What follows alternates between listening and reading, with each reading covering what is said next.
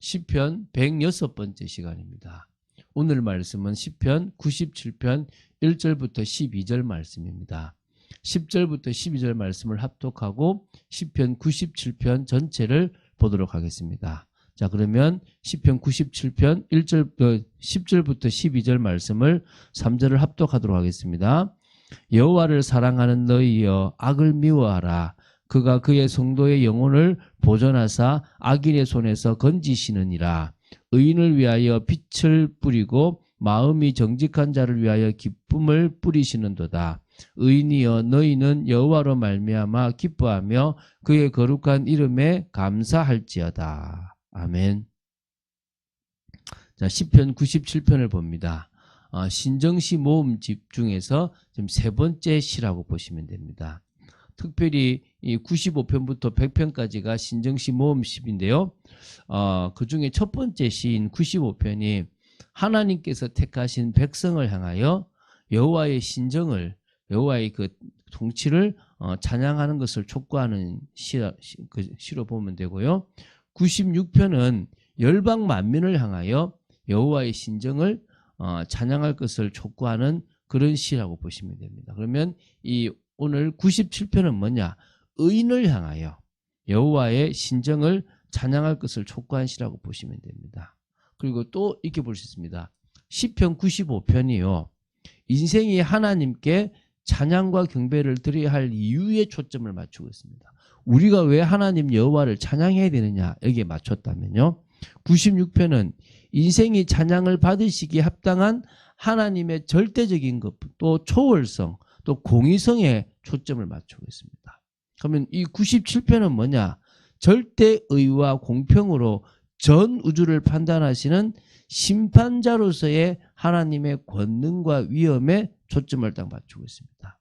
여러분, 하나님은 이 세상을 심판하실 것입니다. 그때 우리가 예수 그리스도를 믿고 말씀에 순종했다면, 특히 우리 믿음이 있기 때문에요. 우리는 뭡니까? 결국은 의롭다함을 받고 심판을 받지 않게 된다는 것입니다. 그래서 그것이 중요한 거죠. 그래서 사실 이 시도 저자나 저작 배경이 명확하지는 않습니다. 그러나 70인역, 계속 70인역 얘기 나오죠. 그죠? 거기서는 이 시가 다윗이 이 시를 지었다라고 말하고 있기 때문에 우리도 그렇게 그냥 보고 있습니다. 시편 97편의 내용을 좀 더 구체적으로 살펴보면서 보겠습니다.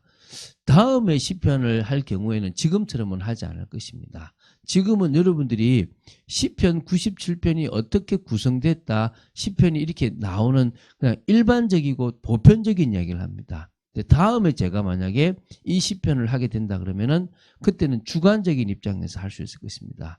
지금 제가 성경 66권을 하는 중에 다시 다른 성경들을 했던 성경들을 하게 될 경우가 있는데 그때는 개인적인 어떤 적용의 입장을 맞춥니다. 근데 지금은 왜 맞추지 않냐 그러면요. 여러분이 좀 충분히 그 말씀이 뭔지를 객관적으로 이해하고 나서 적용할 수 있는 게 필요하지 먼저 적용부터 하는 것은 좋지 않다는 것들을 기억하시기 바랍니다.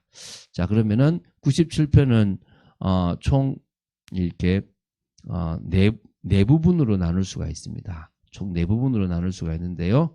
하나 첫 번째 보면요. 1절입니다.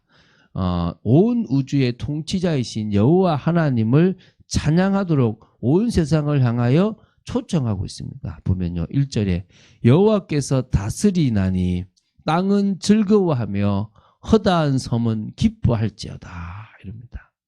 하나님의 직접 통치에 관해서 이 시인이요. 지금 기대하고 갈망하는 부분입니다. 사실 궁극적으로 보면 예수 그리스도께서 오셔서 십자가의 대속으로 말미암아 이 땅에 대한 하나님의 왕권, 하나님 나라를 완전히 회복하실 그때에 대한 예언의 말씀으로 보시면 됩니다. 그러니까 결국은 그때를 상상한 거죠. 그때를 소망한 겁니다.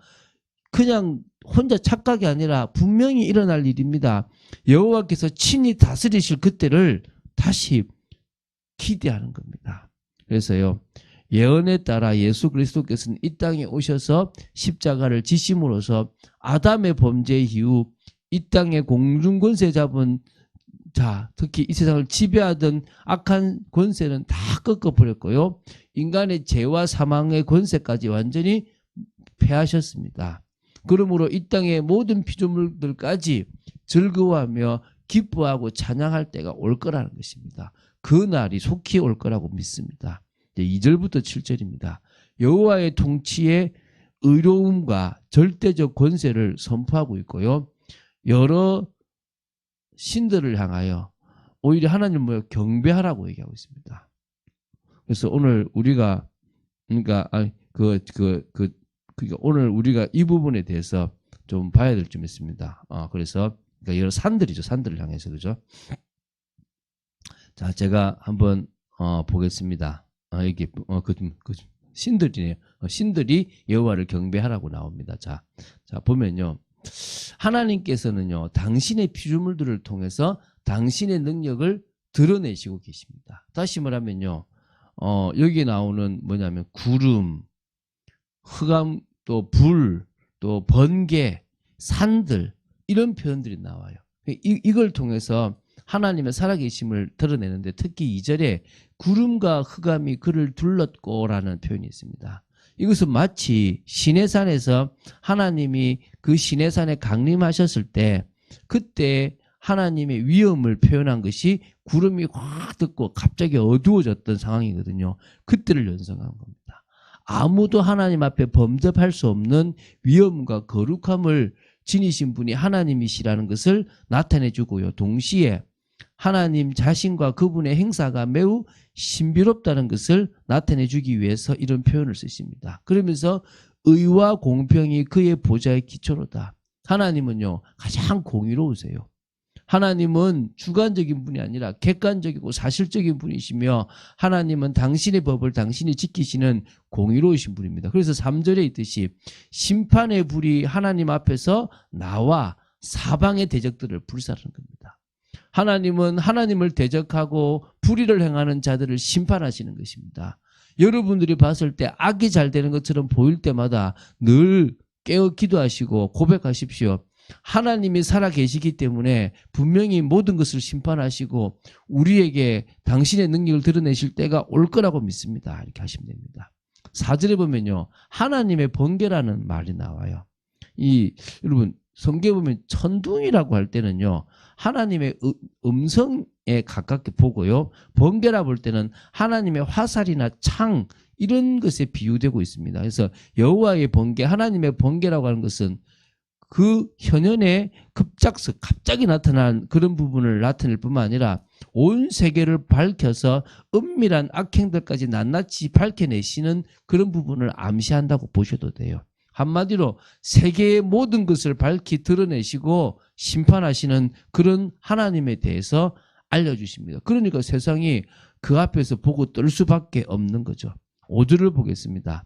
하나님의 권능의 심판 앞에서는 견딜 자가 아무도 없음을 말한 것으로 볼 수 있습니다. 그래서 이 세상 마지막 때에 있을 이 세상의 소멸을 예언한 것으로요. 다 밀랍같이 녹아버린다는 것입니다. 6절에는 결국 하나님의 공의로운 심판이 임하는 날 그 철저한 심판 행위를 온 세상의 모든 백성들이 목격하고 그의 영광을 알게 된다는 거예요. 결국은 당신이 영화롭다라는 사실을 전 세상 사람들이 알게끔 하나님이 역사하신다는 거예요. 그래서 7절에 조각한 신상을 섬기며 허무한 것으로 자랑하는 자는 다 수치를 당할 것이라 너희 신들아 여호와를 경배할지어다. 한마디로요. 우상들까지도 사실은 경배할 대상이 하나님이지. 다시 말하면 하나님 외에는 참신이 없다 이 말입니다. 여기 보면 조각한 신상, 허무한 것들 같은 표현이잖아요. 여기서 조각한 신상은 어떤 거냐면 사람이 우상을 조각하여 만든다는 것이고요. 허무한 것이란 것은요. 우상이 비록 신처럼 불려지고 사람들에게 섬김을 받고 있지만 아무것도 아닌 지극히 허무한 것이라는 사실을 지금 드러내고 있는 것입니다. 오늘 이것이 우리가 사실은 고백해야 될 중요한 것이겠죠. 자, 8절 9절입니다. 여호와를 찬양하라는 것을요 이끌기 위해서 시인 자신이 이스라엘 민족의 대표가 되어서 여호와를 온 땅의 지존자와 모든 신 위에 초월하여 계시는 분으로 고백하며 찬양을 드리고 있는 것입니다. 여호와여 시온이 주의 심판을 듣고 기뻐하며 유다의 딸들이 즐거워하였나이다. 여호와여 주는 온 땅 위에 지존하시고 모든 신들보다 위에 계시니이다. 이렇게 나옵니다. 그러니까 여호와 하나님의 심판이 의인을 상징하는 유다의 딸들에게는 기쁨과 즐거움이 된다는 것입니다. 여러분, 이 세상 심판이 멸망받을 자들에게는 두렵고 떨림이지만 믿음을 가지고 계속 소망을 가진 저와 여러분에게는 축복이고 영광인 겁니다. 할렐루야. 우리는 그날을 기다리고 지금 우리 앞에 놓여진 것들을 참고 인내하는 것입니다. 하나님께서 바벨론을 심판하실 그때를 지금 이제 그 배경으로 이걸 설명하고 있는데요. 전 우주 만물을 다스리는 주 여호와만이 온 땅에 지존하시고 모든 신들보다 위에 계시는 분이심을 고백하고 있습니다. 자, 이제 마지막입니다. 10절부터 12절 우리가 시작할 때 읽었지 않습니까? 여호와를 사랑하는 의인들을 향하여 악을 미워하는 것을 권면하고요. 의로우신 여호와로 인하여 기뻐하고 감사할 것을 촉구하는 겁니다.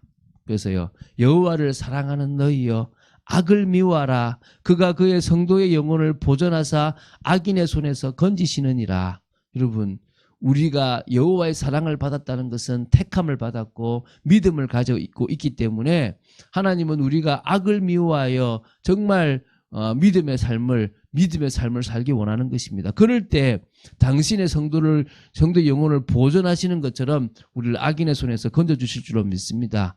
의인을 위하여 빛을 뿌리고 마음이 정직한 자를 위해서 기쁨을 뿌리신 하나님께서 하실 수 있는 최고의 은혜를 허락하신 줄 믿으시기 바랍니다. 그래서 의인이여 예수 그리스도를 믿어 구원받은 너희여 여호와로 말미암아 기뻐하며 그의 거룩한 이름에 감사할지어다. 그분의 이름이 있었기 때문에 우리는 구원받을 수 있습니다. 예수 그리스도의 이름의 능력으로 우리는 죄와 사단과 사망의 권세에서 해방되었습니다. 그래서 우리는요 기뻐하고 감사할 수밖에 없습니다.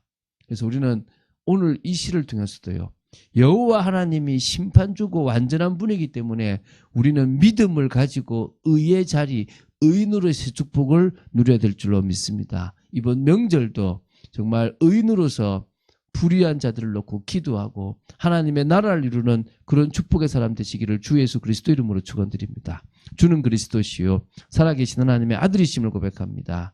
시편 한 절 한 절을 봐나갑니다.